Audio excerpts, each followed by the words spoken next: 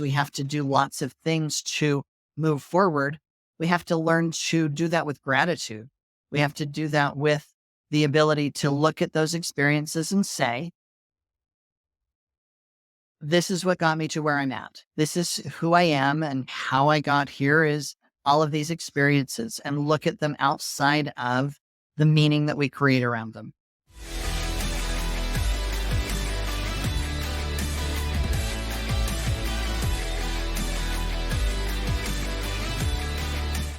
Welcome, everybody, to another edition of Three Dad Bods with Brent, Carl, and Sean. We've got a special guest today. Alan is back with us again. You're a Shaman, right? Or is it a Shaman? Or what was that again?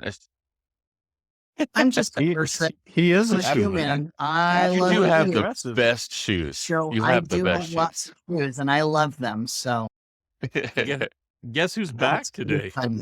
Harry back. Yeah, you're back. Proof that he's not dead, and a reason why I was able to put my Sean shrine away. He's resurrected. That's what the fate we all have to look forward to once the resurrection occurs, is Sean. Yeah, didn't turn out well, did it? Everything they promised. Hey, we have Alan on again remember he was on the Vinny podcast. He didn't say a whole lot. So tonight we're going to talk to Alan about a lot more and welcome our audience, and hopefully we're going to have a fun time tonight. So we'll start out this shoe thing. Tell the audience more about it and why you're called the Crazy Shoe Guy. And Instagram, isn't that your profile That's name? my Instagram handle is Crazy Shoe Guy. So my wife and I used to own a shoe store many years ago. It's actually been closed for about 15 years, but I fell in love with shoes. And, so I like to talk to people about, it's about how you present yourself, and shoes are just part of that. But I like shoes. So I have lots of really interesting shoes. I usually try to put stories with them, and talk about why that shoe made a difference. Like there's one pair of shoes that's a ratty pair of tennis shoes I've taken with me to Egypt and to the Dead Sea and to the Red Sea. Wow. And they've been with me to all over Paris as I ran around Paris, and to, let's see, where else did they go with me? To Peru. Panama. And no, I didn't have them for Panama. That was earlier. I know. Sad, right? They're pretty amazing. So there's some meaning behind these shoes. Yeah. Just So a shoe. not all the shoes have had that fun experience of being all over the world, but I think it's important for people to really think about what they're putting on. Yeah, Did you that's have interesting. relationships with the goats that they're made out of? Shoes. That's a great No, question I from didn't. him. Correct. I did not meet any goats, although I did get a goat skin jacket in Italy. And Now, for the audience that doesn't know the relationship between those two, they're actually brothers. Sean is the Sean youngest. is my little younger brother. You can tell by the maturity level. Are those your favorite shoes, or do you have Is there like one for every occasion? Is there one pair for every occasion? Yeah. No, but I do love to pick a shoe and create some sort of an outfit to go with it. Like when I'm doing a gala for one of the charities that I work with, they're always very, dressy. So it's fun to put together an outfit. So how many pairs of shoes do you have? We need to nail that down. Well, I probably have close to 100 pair. nice? Ooh. You don't have any Crocs, though, right? No I Crocs. do not have any Crocs. Okay, do we not can continue own any on. Crocs. All right. Good. One I'm last glad that question. you love your Let's life. see. Love your life. So your So- peers would be, tell I us grew up just a few. with, let's see, Natalie Tanner, Mhm. Evan Mattingly, Davey Gunn. Rest in peace. Rest in peace. Let's see, Carrie Bruce, Norma Ralph, Margie Burrows, D. Ray Cully. That's a lot of names I haven't heard in a long time right there. Yeah, that's that's a a lot. long And those time. are all the people that were my age from the neighborhood. Michelle Drabner. Cool. Yeah, there were And a you were lot like of us. George and Jeff too, right? Jeff, And who was Jeff down Pierce across the and street. Yeah, Jeff George. Pierce. George Nor were older. They were a Were year they? or two older. So do They you were have any closer to stories Spartanburg. from the neighborhood that the three of us may not have heard? For me, I Not telling. did not hang with the neighborhood kids much. Okay. I was that, call it whatever it is. I was bullied by the neighborhood kids a lot, and not Mm. all of them. Uh-oh. So I didn't The whole neighborhood. I am calling out the neighborhood. There was a lot of bullying going on in that age group. It just is what it is. And so I didn't hang with a lot of people. I hung with Daryl Catmull a lot. Daryl and I spent a lot of time together. Mhm. Yeah.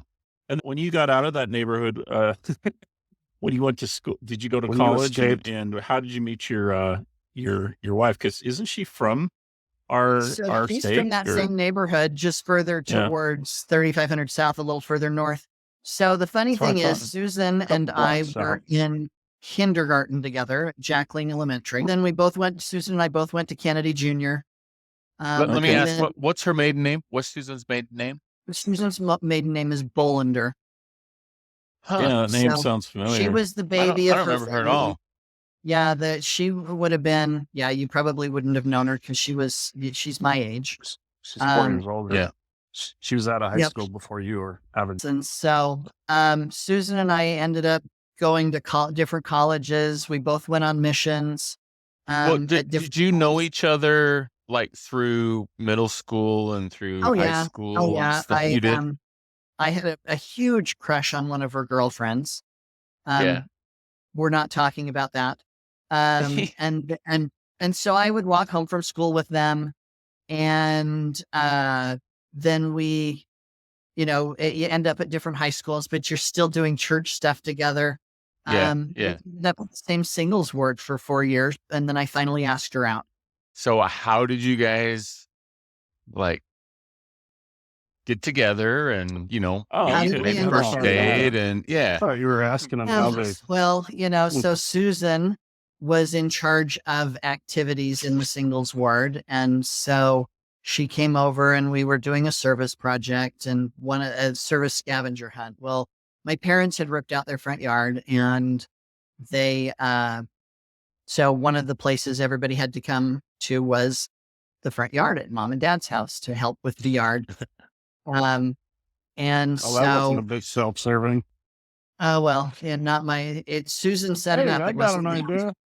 Anyway, so she came over one day, after the activity, and we were all there talking, and dad's like, you something about, you should take Alan home. He's potty trained, because that's how he is.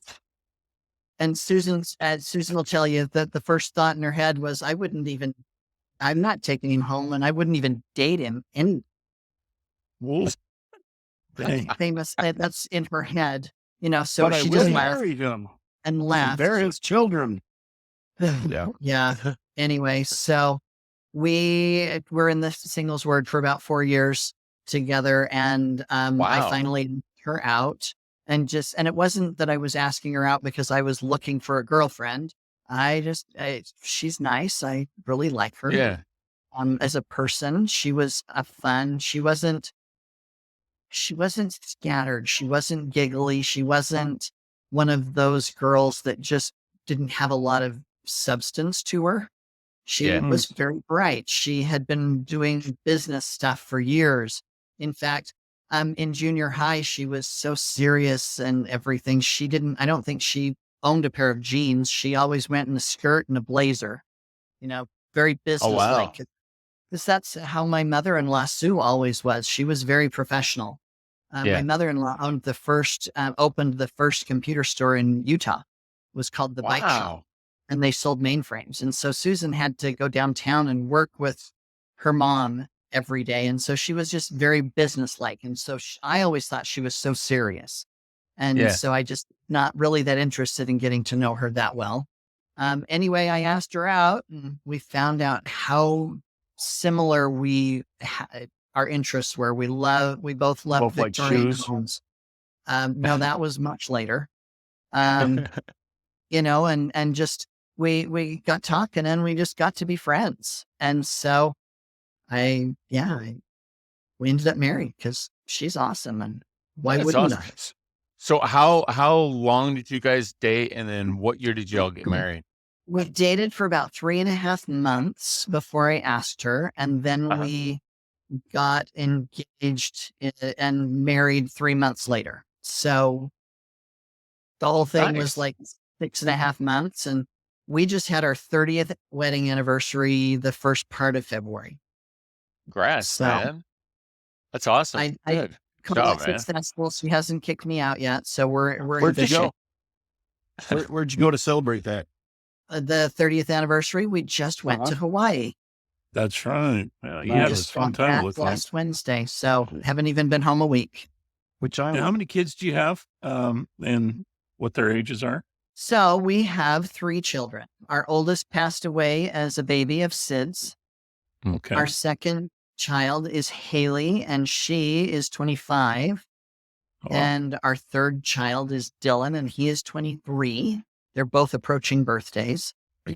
Any So grandkids yet? we have 3 grandkids. Our first 2, so Haley has 2 boys. They are 5 and 3. Oh, And wow. then Dylan and his wife have a little girl who's about 6 months old. Jealous. That's awesome, Jealous. man. That is so cool, man. So very, very fun. That And That right sounds now cool. they all live at my house. Oh, that makes it fun. Even more fun, So huh? It's so interesting. quiet in there. Dylan and his wife They're both hoarding were Marines. shoes. Yeah, I've got plenty of room in my closet. They Yeah, get just throw 'em in they're there. not- they don't get to have any space where my shoes go. There's a good reason that they're there, though. They're not just No, so Dylan and his wife both left the Marines under medical release. Both have injuries that preclude them from continuing their service. And so we wanted them to have a space where they felt safe and where they could just, figure out what their life looks like with those injuries Sure. and those struggles. And so we built an apartment in the basement. And so they've got their own space, their own bedrooms, living room, kitchen, so they can, their own entrance. So they're here with us and we're having a ball. The kids That's are awesome, great. man. It's awesome they and both it's fun. serve too, man. That's really cool. I kind of lost track of you. Then I saw you again on Facebook, and you were a realtor. How long were you in the real estate business? I'm still in the real estate business. I'm still Oh, doing are real you? estate. Okay. I've been doing that for over 17 years. Right. Long time. Also, I'm a CE instructor. I teach CE classes for real estate agents because we have to do a certain amount of continuing ed every 2 years. So I still do Okay. that. Yeah. Well, we weren't going to talk about Where's real estate Tracy? tonight. We wanted to talk to you about something you mentioned in Vinny's podcast that you were on. Yeah. And it was the fact that you, and I don't know how often you do this, if this is a full-time thing, a gig you do on the side or not, but a shaman. What is Yeah. a shaman? To me, it So- just seems like, to me, I see pictures of It's not a Native Shaman. Americans with feathers and staffs and chanting. And I mean, not to it's get really too, interesting. That's where I get Yeah. my an weed. indigenous. That's an indigenous shaman. well, So- okay. Well, explain what a Yeah. shaman is. We do So- have a Navajo cousin. Yes, we do.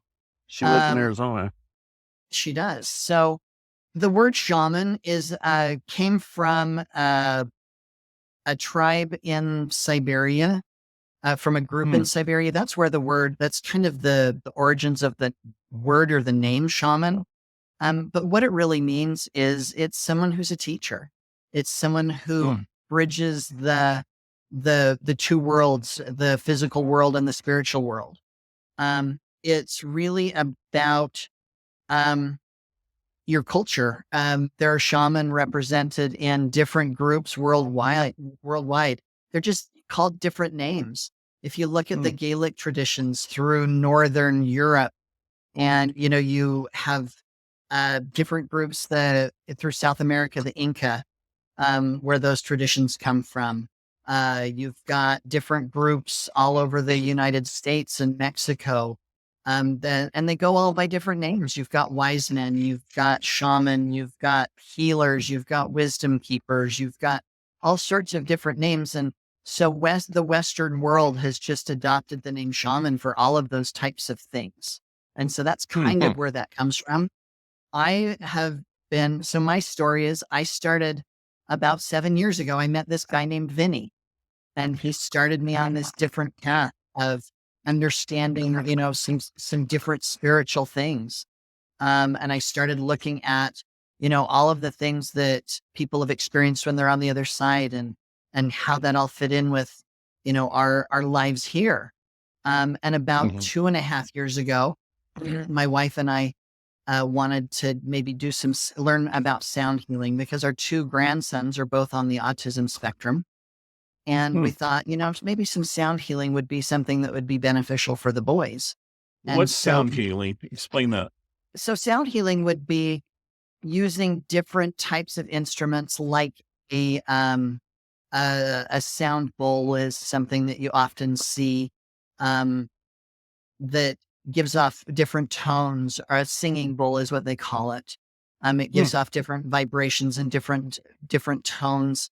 If you've ever heard of like the solfeggio tones, go look that up on the internet.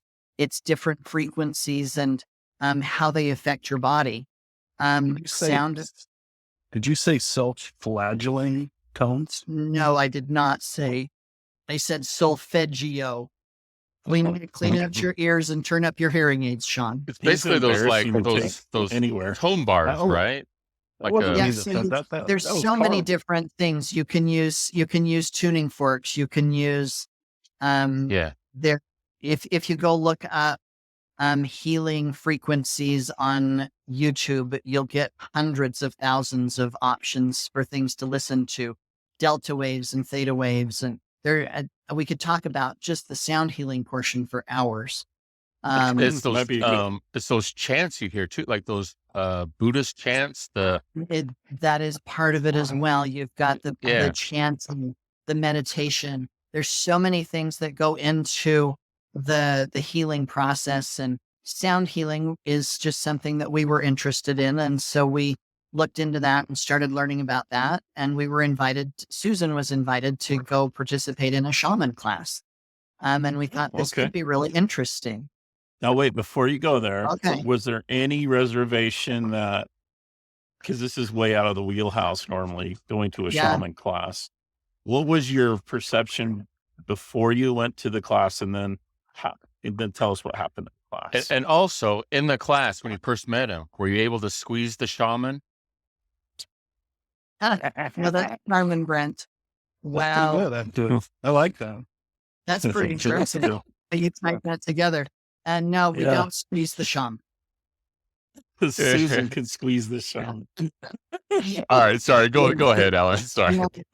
So I'm on the board of directors for a charity called the Christmas Box House, which is an emergency shelter for kids that are abused and that are taken out of homes, and they need somewhere for them to be. In the interim of, all of the stuff that goes on with social work and foster care. So I was invited to go talk to a group of people about the charity at Christmas time 2 years ago.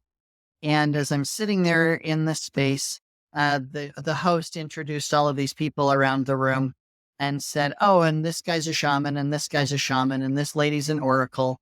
And so the guy sitting right next to me is an amazing man named Jeff Olson, who who was going to be teaching a shaman class. And it just happened to be on a Sunday night. And that was the only time I could attend.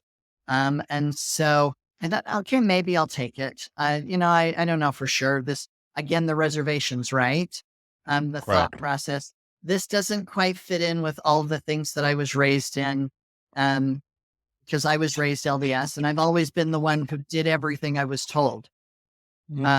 Well, maybe not everything, but I tried really hard to do all the things that I was told to do and behave myself. Our parents had 2 very different children. Yeah. Sean, not true. everybody can get up at their brother's farewell and say, I'm not going to go on a mission, and then end up going on a mission 3 years later. Not everyone can do that. So I'm introduced to this guy named Jeff, and he's going to be teaching this class, and um, I'm just thinking, no, I don't know that I'm really going to do this. I don't know that it's the right thing. Again, the religious pressure, the experience of, you don't do things that are outside the wheelhouse. You don't do things that are, not approved. And so It's of the devil. yeah, exactly. So I was like, okay, that's nice. I'll think about it. So 2 days later, my wife and I are headed to a book launch for a friend of mine. And we're driving down the freeway, and my wife says, okay, now what's the address of this place? And I tell her the address, and it's something Main Street in Lehi, Utah, is where we're going. And she's like, well, that address sounds really familiar. And I'm like, well, it's Sage something. She's like, and she starts laughing. She's like, Sage Canvas. And I'm like, what? Sage Canvas. That's where I take my shaman classes. And I'm like, really? Okay. So we go over, and my friend's having his book launch at the Shaman studio. And because he's rented the space for the night, because he knows our writing coach. This is a friend through one of my writing groups. And so I went to support him. He knows the shaman that's teaching my wife, who knows our writing coach, who knows the guy that invited me to do the shaman class, who knows, all of these people. And I'm thinking, okay, all right. And they're all, you should go take it. Jeff is amazing. You'll love the class. So I'm like, all right, whatever. Maybe I'll do it. And Susan had scheduled us to go do something else on Saturday morning called a sound bath. Because again, we're studying the sound therapy to see what would work for the boys. And I walk in, and there's this really nice lady named Lisa. And she says, oh, are you going to take that class? Because Susan must have said something beforehand. And she says, oh, I'm so excited, because then there'll be somebody there that I know. And I'm like, oh my hell. Fine. I get it, God. I'm supposed to take this class. And that was the impression that I got. I needed to go take this class. I needed to go learn about this and understand. And honestly, taking the class gave Susan and I this opportunity to have these amazing conversations about shamanism, and about the lessons that we were learning, and about the way of thinking and the way of looking at things. And shamanism So this isn't like a ceremonial thing. This is more about just a conversation between people. Am I getting that correct?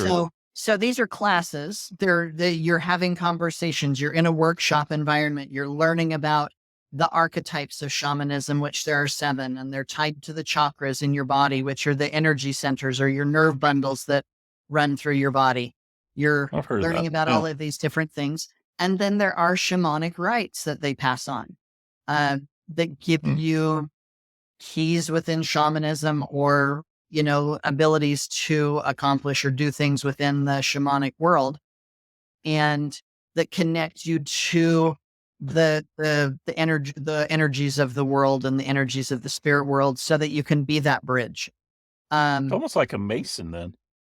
No, not quite. No, not at all like a Very Mason. different. At all Very, like a Mason. very different. Not quite the same. Okay.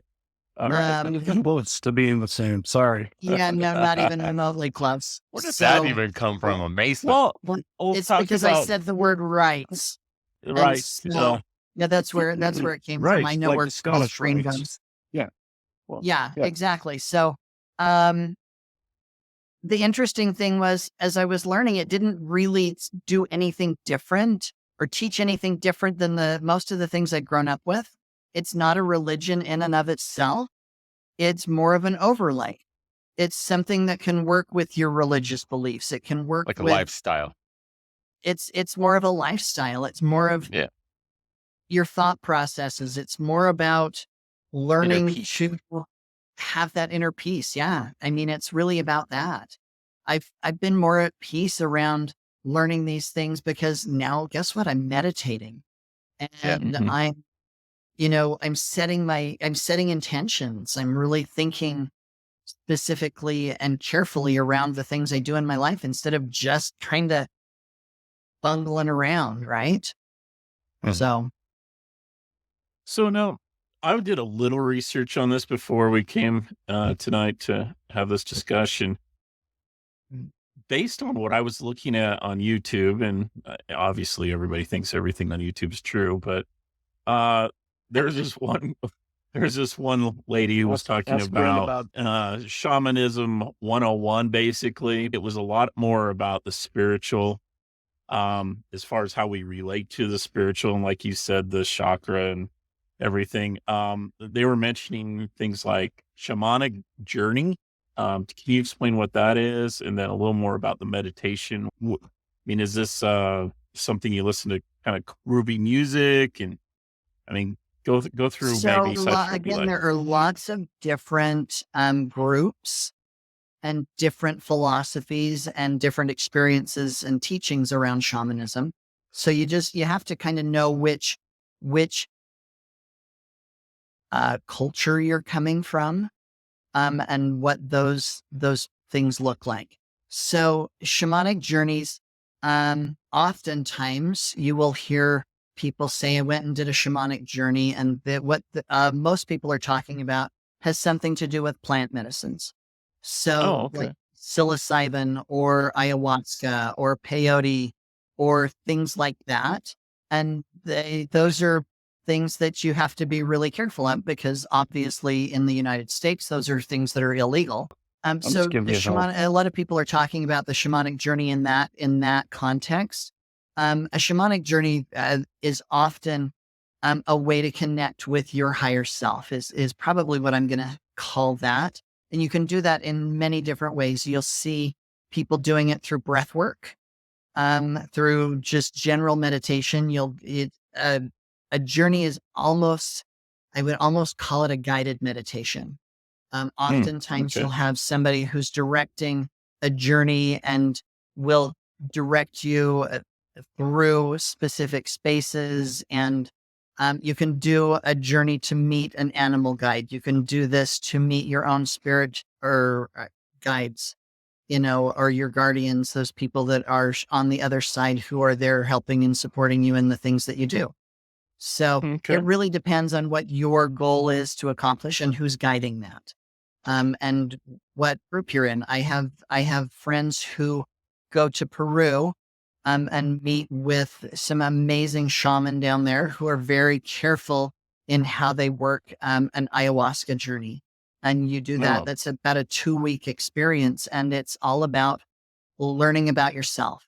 Um, everything I do is substance free. Not because I'm totally against those things and think they're wrong, but because for me, if I'm going to connect to spirit and I'm going to connect in a way that I can do it on a regular basis and be aware in order to help people, I have to be able to do that without something Clear as a mind. crutch. I'm going to call it for me, something that Clear allows mind. me to, yeah, I need to be able to do it in that moment without having something to push me there. I have to be able Mm. to get there. So everything I do is substance free and everything I teach is substance free. But I'm not saying that if you've got a big thing that you're stuck on, that this isn't something that wouldn't help you. They're So, using great help in things like ketamine treatments, which are hmm a chemical version of the things that happen or that come from psilocybin or from ayahuasca and those other plant medicines. So, so before you became a shaman, I'm presuming that you would go and visit one and experience these classes or these sessions firsthand before jumping in and becoming a so shaman over yourself. over the last 2.5 years specifically, I have worked with and studied under 4 different shaman. And each one had different techniques and different skills that they taught. Each one taught different philosophies. Um, all three of the four, well, actually four, all four, um, have had the majority of their training through the Munaki shaman group that originates in Peru. And so great teachers out there. You just have to go with what makes sense and somebody who really is working hard to bring you to a good place and help you. Now, I participated, this is years ago, in this. I don't know if you've heard of the guy Warner Earhart. He was kind of a big Yeah. deal back in the 70s. He had one called EST, where Yeah. they'd go to a 3-day seminar, and then they would basically talk about issues that are mentally blocking them from progressing to have a more So fulfilling life. And then it became landmark education. That's one you I went also, to. from that, you had landmark education. You also have impact that came Yeah. through that same group, and they're very similar. Now, explain the Also difference done the landmark between. forum as well. Oh, good. Okay. Yeah, I did it back in the 90s, but my parents did it in 91. And then when I got back from my mission, everybody has different experiences going to it and get different value from it. But what would be the difference between these two, as far as you were referencing the fact that it was like a workshop, and what are you learning that's a lot different than maybe Landmark or Impact or one of those programs? So landmark and impact are very much what I would call your business type processes.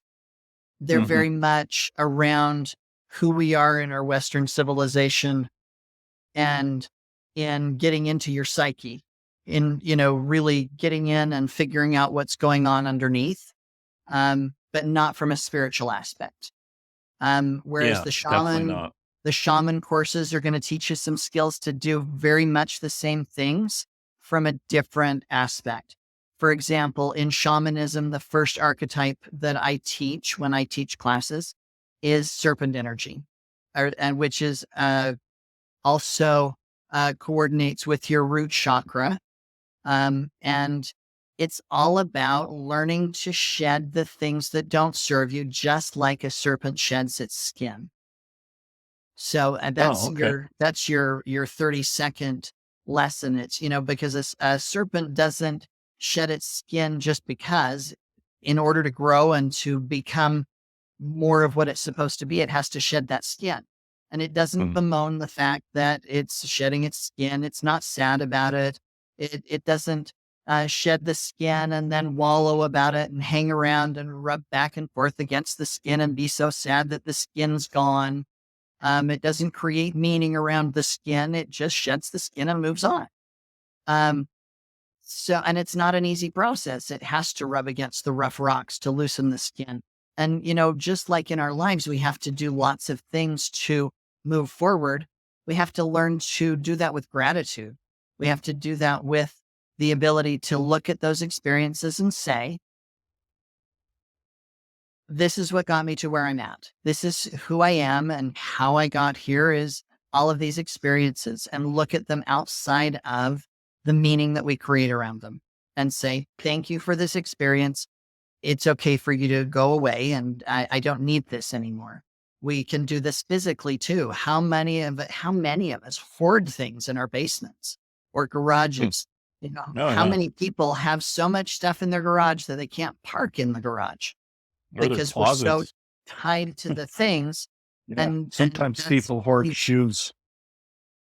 Well, I have plenty of room for my shoes. I knew that was coming. I did too.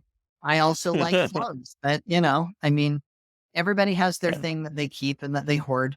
And sometimes it's just the emotions that we hoard and that we keep all of the bad experiences and all the things that we went through because they justify how we feel.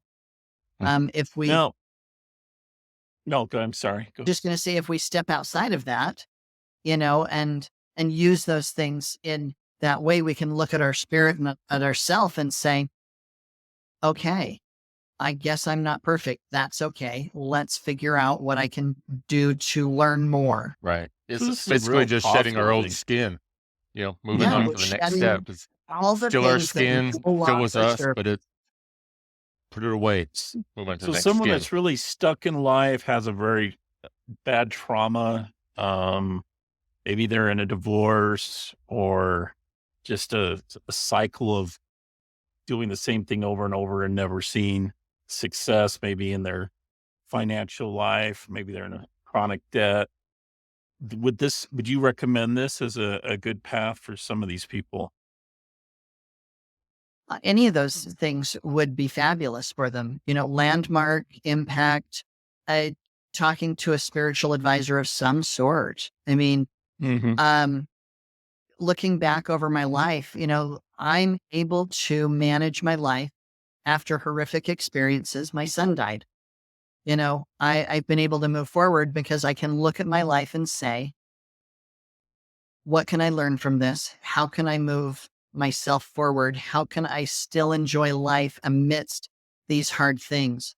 One of my favorite sayings, I don't know if any of you remember from uh, America's Got Talent, the lady that called herself Nightbird. Um, Oh, she came out on stage and had cancer and sang beautifully. But she said this thing.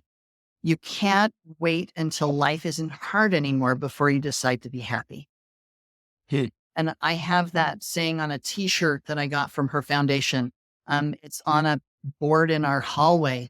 As long as we spend our lives wallowing around in our misery, we're never going to be happy. If all we ever look at is the miserable parts of our life, how do you see past that? How do you see anything else? And working hard and getting better at what doesn't work still doesn't work. That's a quote from Doug Yaman. I have to give credit where that goes. But if we're not willing to step outside of the things that we keep doing over and over again and try something different, we're always going to be miserable. We're always going to be frustrated because nothing works. But it's because we do the same things. Hmm. And it's because we've Yeah. got one of the things that I actually do keynote speeches as well and go out and talk to people. One of the things that I teach is about story. We live in this space where we create stories based on our context. We have our personal experiences with context, and we have our secondhand experiences, which is what our parents teach us, what our church teaches us, what we've learned from our culture, from our neighborhood, whatever those things are. And that colors every experience that we have, everything that we see, everything that we do, because that's what we see through. It's like it's coloring the inside of our lenses, our glasses, and that's all we know until we learn to differentiate and understand the difference between the two. One thing is real and one thing is story. And the story is, again, all the meaning that we attach to things. And if you can't get outside of that meaning and all the meaning that we attach to it, you don't understand that they're two different things. I had a car Yeah. accident and I had a traumatic brain injury, not me personally. I'm telling a story. And I create all these stories and all these things that I can't do because of this. Well, the reality is I just had a traumatic brain injury, not just, but it's a traumatic brain injury. There's things that you can do around that. Hmm. I have friends that have struggles with things because of this exact experience, but they live fulfilling lives and they're happy and they love what they're doing, even though they have some limitations because of this thing that happened. They don't get bottled up and say that their life is over because they can't do all the things they used to or that they wanted to do. That's a good point because I think a lot of people in our culture, in our world, and it's been that way not just now, it's been that way for a long time. I think we've become professional victims. If we have a drama or traumatic event in our life, it can really just keep us in place. We don't progress because then we become a victim. Therefore I'm a victim, therefore this is why I'm where I'm at. And it's not fair. No one Until cares about we fair. are willing to be accountable to ourselves and take full responsibility for where our lives are at and who we are as a person, we're going to live in that victim mentality. Mhm. If Yeah. I I am angry about something, it's me that's angry. The other person I'm angry at, or the group or the process, doesn't care. Who am I injuring with that anger? Me. It doesn't do us any good. If I'm constantly losing my job because I'm blaming everybody at the job, that's not the job's fault. That's not the people at the job. I need to be Yeah. responsible for me and be responsible to the fact that I lost the job. Right. It's all about accountability. It's so many things that falls into, just even trying to be in shape with stuff. We can come up with 1,000 excuses not to do something, but you just need the one excuse, which is yourself, to do it, to take care of it. And, you know, you, you talking about a job situation. Like, I was in a donut shop the other day, speaking of good health. And there was a lady and her daughter going at it with the people behind the counter. I mean, they were just in each other's faces. The three people, and a lady and her daughter. And I was just I was looking at the girl and I was just kind of looking at myself. And then I was like, ma'am, your daughter doesn't need to hear this. That's completely unnecessary. And they left and they were still yelling as they were going out the door and stuff. And then I said to the young girls that were behind the counter, like, don't let her impact your day. Like, she's gone. You'll never, ever hear or see from her again. Move on with your life. Don't let that impact you. And it's easy to see and say when you're 10,000 feet above the air, looking down at something. But when it's yourself, same exact thing. Like, if I'm that lady, I'm going to have that in my head. It's rattling around, this rock that's going to be just spinning all around. And so, yeah, to be able to release that, I guess, would be incredibly helpful. I could definitely use a lot of help. Yeah. I've tried meditating. Mhm. I mean, Carl laughs because he knows exactly how I am. I'm like squirrel, It's so Yeah. hard for me because my aura, if you would, is so consumed with so much vibration all around everything else, except for like what's inside of here, And I need what's inside of here to be expanded out rather than this to be shrinking it in, you know? That's So good. part of that, so I talked about serpent energy. That's just one of the shamanic archetypes. There's 7, and each one ties to one of the chakras. Grounding is part of that, Brent. So the next time you want to meditate, go stick your feet in the grass, bare feet in the grass, and just enjoy the grounding and the Touch. comfort of that touch and being Yeah. in the dirt, and give yourself just the allowance to be where you're at and just to be in a space of calm. Your brain can be going on all over the place. There's different types of meditation. Just notice that that it's there, and then let it go, and just notice the next thing and let it go. But focus on the ground and focus on that grounding, and you'll find that brain will quiet as well. Cause I have the same thing. My head's going like this all the time. Oh, there's totally 20 more things to do. And so how do you ever accomplish anything in that space? But so that's why the shamanism has been so amazing for me, is because it gives me a different way to look at things. It gives me a different way to open communication with people. I can honestly say in the last 2.5 years, I've had more spiritual experiences than I did the previous 54 years of my life. Wow. And to There's be a able clarity. to, there's a clarity, there's a peace that comes with that. There's this ability to care for other people. And I love that. I love that ability to, take a minute with people and just put my arm around them, or just be in the space and hold that space for them while they're struggling with something. In the last 2.5 years, I've had close to 20 friends die, very close friends and mentors, people who I just needed in my life at some point, and who, filled a void. And then to have them gone. And I'm very much at peace around that. Just from our neighborhood, from the Trail Avenue neighborhood, we Sandy Henderson died, and Brother Morrill, and there's probably several others that I don't know about. I Lance know that Bigler and Bigler just Yeah, Lance. not too long yeah. ago, and how do Gavin you Mattingly deal with too. those Yeah. things if you don't have some sort of a foundation to rely on? Well, Alan, what do you say to those critics, though? I remember when I took Landmark and tried to explain it to people, it's difficult, but um, the biggest resistance wasn't from people that weren't religious or weren't. It was mostly the people that were very religious that gave me the most difficult time. In fact, it was like, well, why don't you just go read your Bible or Book of Mormon? And it's got all the good stuff that you need in your life. You don't need this extra curricular information. And I'd resort to, well, we're supposed to look for stuff that enlightens us and makes us better people. But explain, do you get a lot of pushback or a little pushback occasionally, or do you just mostly work with people that are open to this kind of experience? It's been really interesting to deal with all the different people in my life. Mhm. I've had some people who are just like, what the hell are you doing? This doesn't make any sense to me whatsoever. I really don't get it.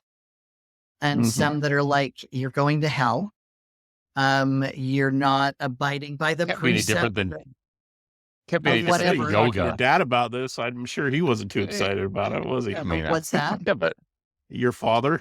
What would he say? Yeah, he didn't. He just doesn't get it. He doesn't understand what I'm doing or why, and that's it's okay. no different than Um, yoga. I mean, yeah, I mean, it's an the thing exercise is, for your soul, is what it is. Good yeah, point, Brent. Good I mean, point. everyone is on their own path. Everyone is on their own journey, and we've all had very different experiences and have very different things covering our lenses, like I talked about before, right? Mhm. And who am I to judge that? Who am I to judge what's going to be good for one person versus another? Um, I love, because of my connection to Vinny, and actually for years before that, I have had a fascination with near death experiences. Um, and so I've studied and read. I can't even tell you how many, and I probably have 20 friends now, because of that experience and that studying and being in the writing world as well, who've had a near death experience. And Mm. I have not seen or heard in any single one of those anything that said, you really should have attended this other church, Yep. or that you really should have done better at this thing, or you were in the wrong church, or you were in the wrong place. And these are people that come from many walks of life. You should have done, more of whatever. And I'm not going to point out any particular religion. I mean, I could talk about, our upbringing. We all grew up LDS, and, there were some very specific things that we were told you had to have in order to get to the other side and do those things. And not a single one of those has ever come up in one of these experiences that I've heard from my many friends and that I've read that said, Mm. you're going to hell because you didn't do this. Oh, sorry, you don't Yeah. get to participate. You don't get to be in this anymore. You don't get to be in that space.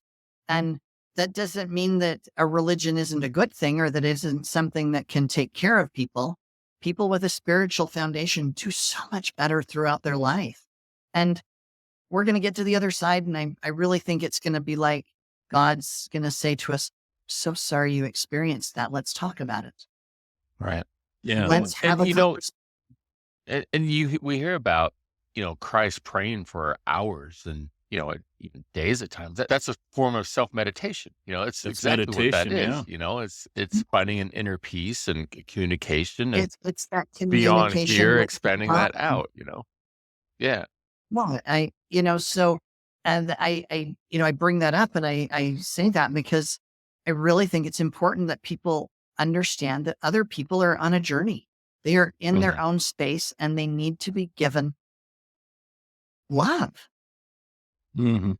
Yeah. My philosophy on life is there's two things that we get to take with us when we die.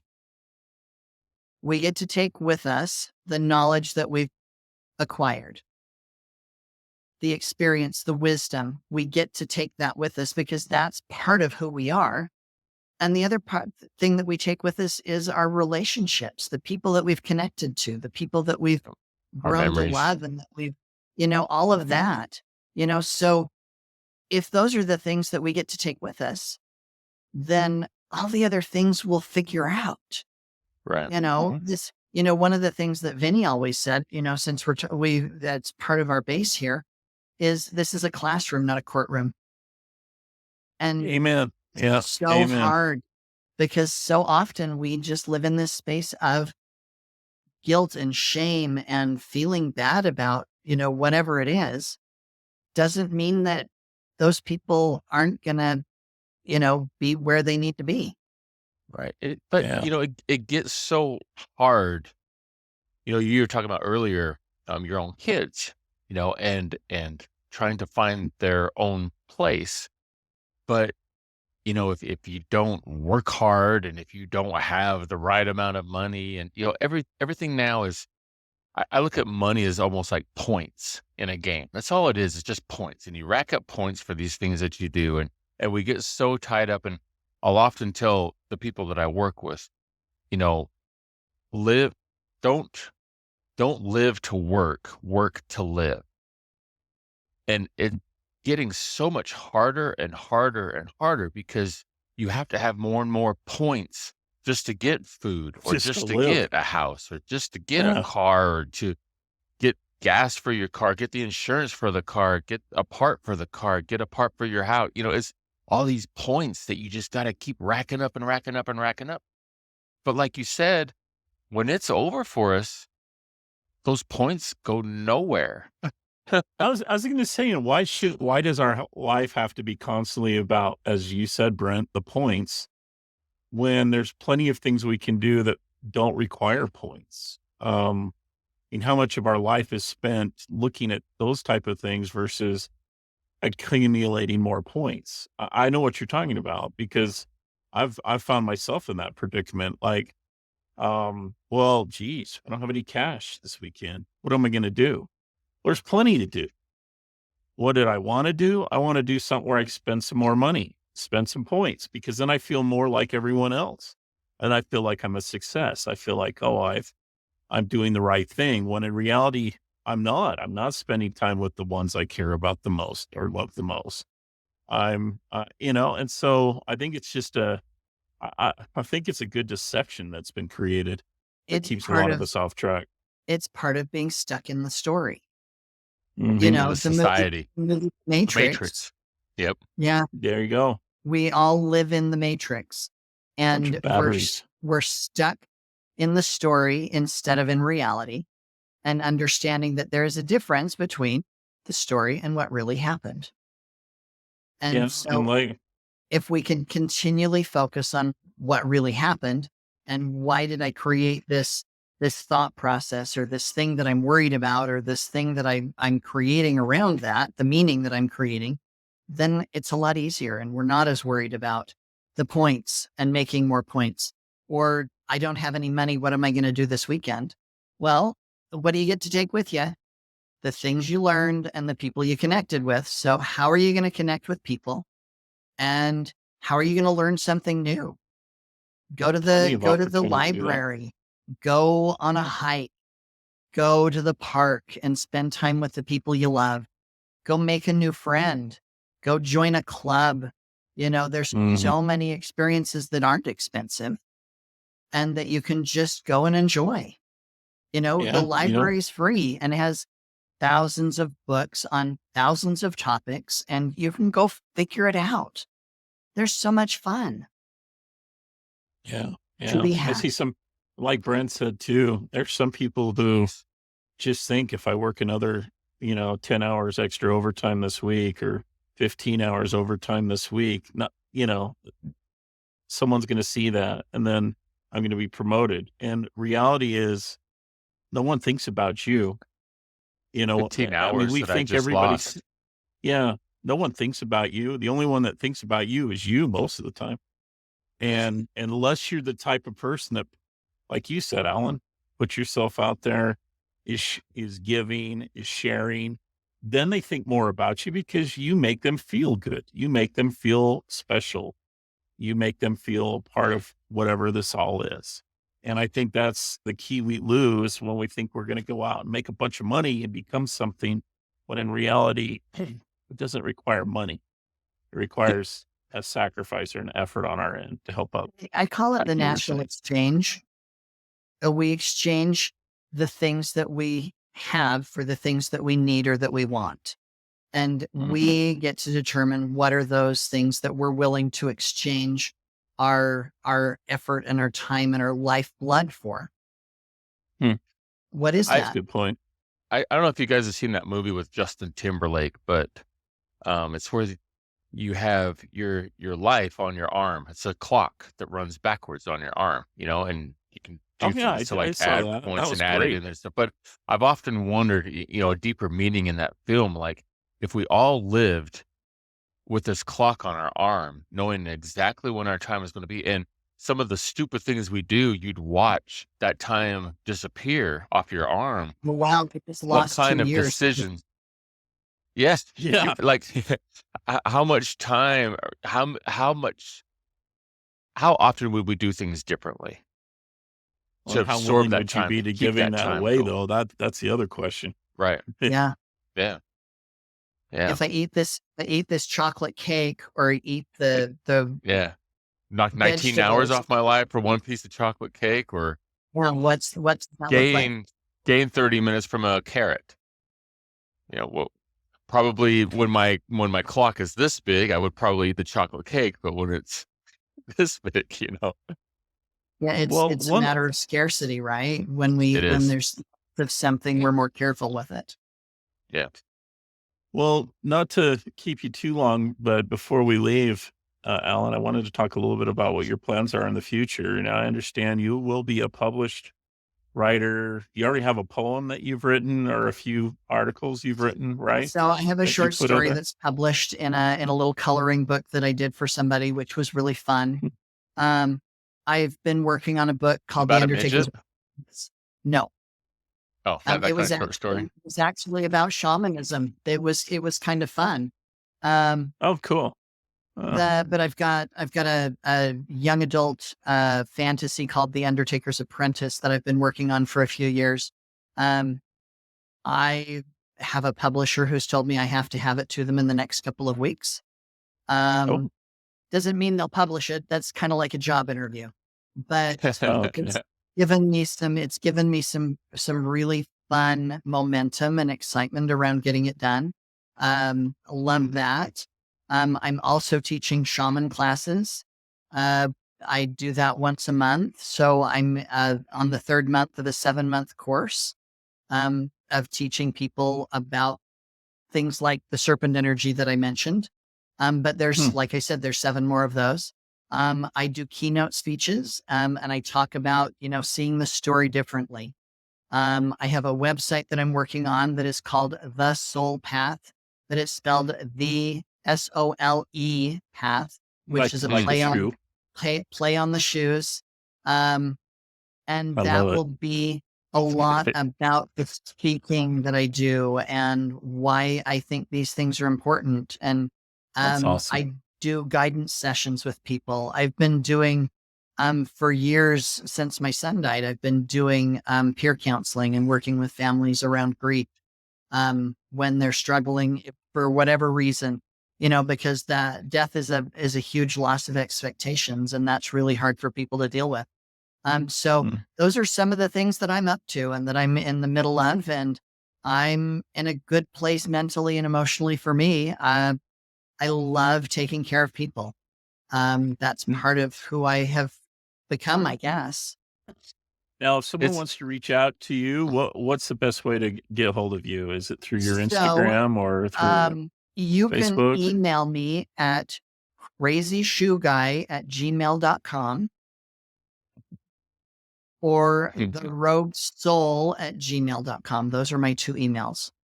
Okay. We'll include that in the description too for anybody And that again, wants the to rope reach out to soul Alan. is SOLE because, SOLE. again, shoes, because I really think we're all on a pathway. We're Yeah. all Mhm. on a path and experiencing things in our own way. And I don't think anybody's wrong in the way that they're doing it. I think you just need to see outside that story and be able to move forward. You know, Yeah. you mentioned public speaking, and I know some people just get terrified over that thought of getting up in front of a bunch of people, but I think you're a lot like I am. Like, I almost find it therapeutic to be able to stand up in front of a group of people and talk and share and all that stuff. And then like your energy is just so built up, your adrenaline and everything is so wild and everything. And then when you finish and you come down and it starts to come down, you just have like this sense of accomplishment, but like you miss that, like you want to Mhm. get back into it again because it's such an adrenaline drive and stuff. It I was is going to say, what? amazing. Go ahead. Sorry. I Go was ahead, just going to Alan. say, it's amazing the opportunity that you get when you're standing in front of people. I love the idea of being the person who can help somebody change the trajectory of their life. Yeah. Because we all have so many hard things that we're dealing with, whether it's the national exchange and the lack of points, or it's death in our family, or it's cancer, or it's, what, some other type of illness, or there's so much. There's so many things that are just difficult for people. And I love that if we can change, if I can give somebody the opportunity or just a little nudge in some direction that improves their life, that is fantastic. And I love That's that. awesome. That is awesome. I was going to ask too, just, someone from, let's say, outside of Utah, so they can't go to your class, or maybe you do Zoom, which would be, but I'm working on some if, online courses too, but they're not in place yet. well, let's say someone wants to go through a shaman journey or class, what's the best place to look for a class like the one you went to? So I would say look in your local area. You're probably going to find some sort of a studio, maybe a crystal store, something like somewhere that they're doing breathwork classes or they're doing sound baths or they're teaching meditation or maybe the local yoga studio where they're doing some of those things. There's a lot of different places that are teaching you how to manage those things in your life. For Hmm. some people, it's your church or your religious upbringing. Those things are amazing and can give people a lot to look forward to and give them an opportunity to feel better about themselves and who they are and where they're at in their life. Um, I really believe that you need three things in your life, and I get this from my nephew. You need somewhere to go, someone to love, and something to look forward to. Hmm. And I think in those three things, you have a pretty good life and you have Yeah. just some good things. So I would say find what works for you and always find some way to create something to look forward to. That's Great. good Well, advice, man. fantastic. That It's is. been awesome having you on tonight. Yeah. Yeah. Thanks, Alan, for taking time. We really I appreciate it. love Great the stuff. opportunity to share. So, and fun to catch up about the neighborhood and all the things that, all of our friends growing up and all the amazing Yeah. people that have been in our lives. Hey, and for any kids listening, being mean to that guy or that girl that at school is you're gonna be on a podcast 45, 50 years later. Just letting you And know. they may not be as nice as I am, and they may call you out. Yeah. And, Yeah. By or name. run into them at a movie premiere and they're the one with all the money and you wish you had been nicer to them. Amen, brother. Amen. Awesome. That's awesome, Alan. Thank you again for joining us. Really appreciate having you on. And even though your little brother popped off here early, it's probably his bedtime, but it was good seeing Probably work stuff, computer, good things seeing like the that. old one here again with us. Yeah, we get him on everyone. We enjoy his little retorts, I'll especially. give him I a think rash of Your crap wife later. loves him, doesn't she? All right, guys. Thank you, everybody. And thank you, Alan. Appreciate your hard work and everything like that. Great, guys. See you Fun to next be with week. This week on Three Dad Bods. you guys.